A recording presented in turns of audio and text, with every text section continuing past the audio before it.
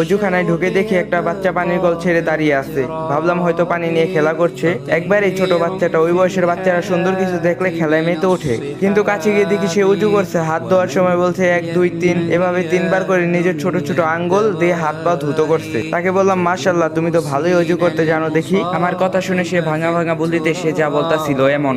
অজু করা একেবারে সহজ, এতে আমার কোনো অসুবিধা হয় না। কখনো অসুবিধা হয় নামাজে দাঁড়াতে গেলে। ছোটবেলায় সবাই আমাকে পেছনের কাতারে পাঠিয়ে দেয়, কিন্তু আমি তো অন্যদের মতো দুষ্টামি করি না, তখন বরং ওদের দুষ্টামির কারণে আমি ঠিক মতো নামাজ পড়তে পারি না। বললাম, তোমার আব্বুর সাথে নামাজে দাঁড়াবে, তাহলে কেউ তোমাকে পেছনে পাঠাবে না। বলল, আব্বু মারা গেছে, প্রতিবেলা নামাজের সময় হলে আম্মু আমাকে মসজিদে পাঠান। আরো বলে দেন, আব্বুর সাথে দেখা করতে চাইলে নামাজে পড়ে তার জন্য দোয়া করো, তাহলে খুব তাড়াতাড়ি আব্বুর সাথে তোমার একটা সুন্দর জায়গায় দেখা হবে। সুবহানাল্লাহ। আর যদি ভিডিওটা ভালো লাগে, কপি লিঙ্ক আর শেয়ার করতে ভুলবেন না।